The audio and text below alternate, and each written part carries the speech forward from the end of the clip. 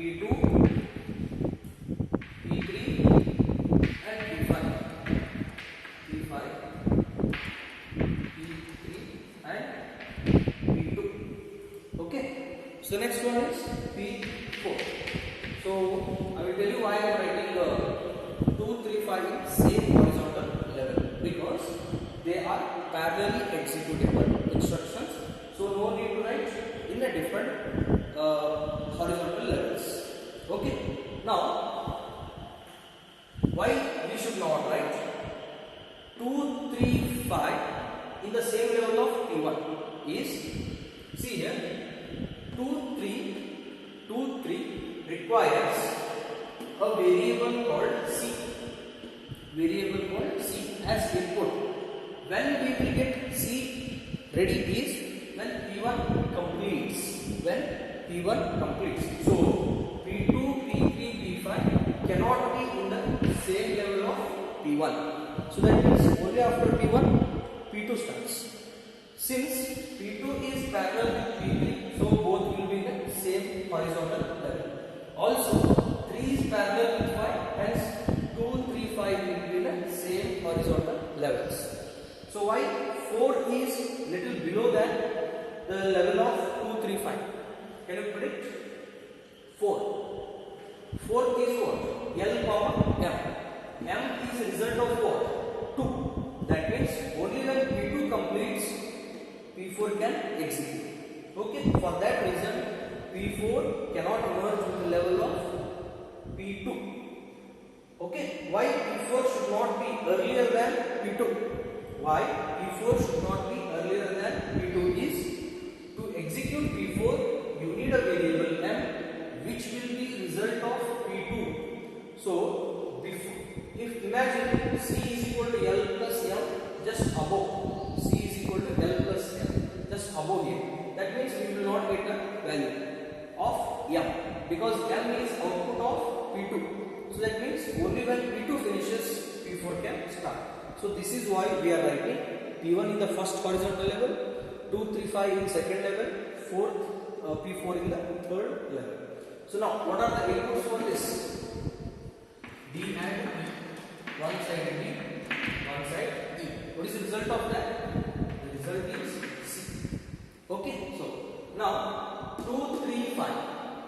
Among P2, P3, P5, what all needs C? Give a copy. See here. 2 and 3 needs a C. So one C here and one copy is C. So here you mention C and C. Okay, what is one more variable for P2? It is G.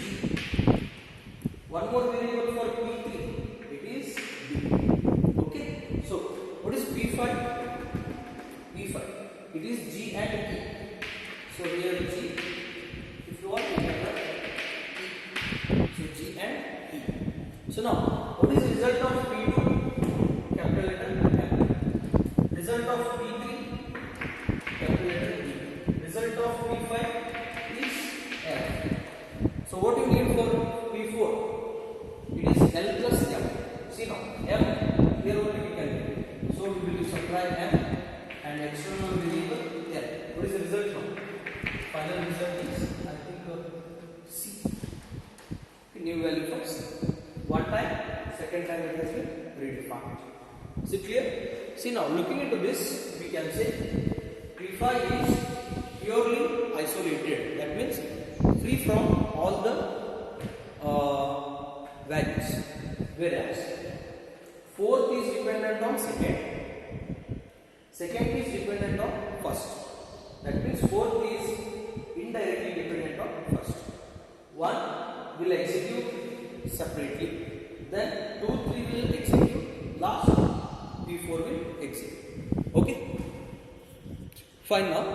Now one more thing is, for this problem, write dependency graph. Okay. Write dependency graph. Okay. How many nodes? 5 nodes. P1, P2, P3, P4 and P5. Okay, dependency graph, you know, in your data flow, dependencies, anti-dependency, output dependency, IO dependency, and unknown dependency. Okay, so now input of previous, output of previous input for the next, that is flow dependency. Output here, that is input.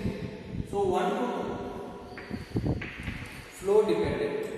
So say 1 to 3, see here, 1 to 3, flow dependent.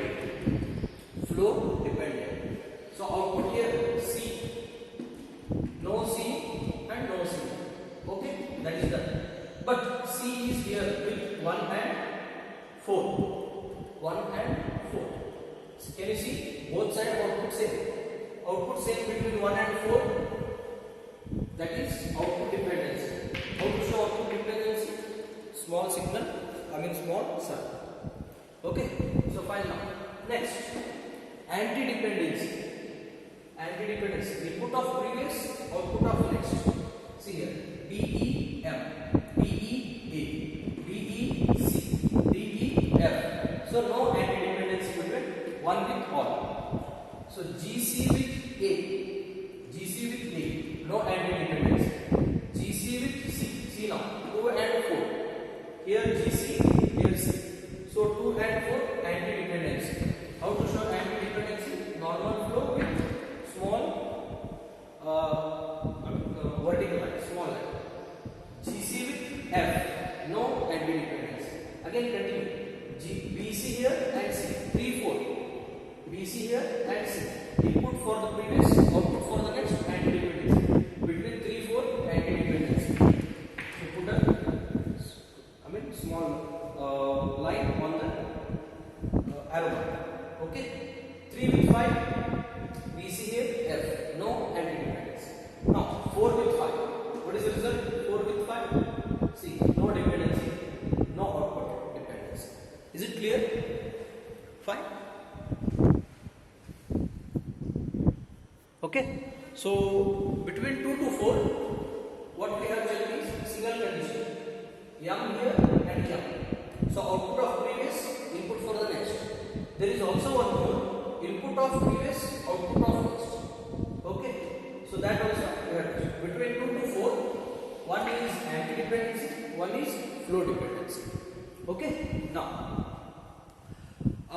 with the derivation of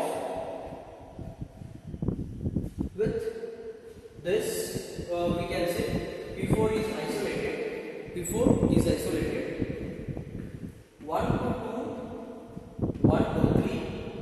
And 2 to 4. 1 to 2, 2 to 4, 1 to 3. 3 flow dependence. Okay. 2 anti-dependence. One is 2 to 4, another one is 3 to 4. Output dependency 1 to 4. One number of output dependency. Hence we will write 3 flow dependent, 2 anti-dependent, and 1 output dependent. Total 6 different types of dependencies, and P5 is totally isolated from the dependencies. Okay, so this is one problem. You can expect this problem for about 8 to 10 minutes. Thank you.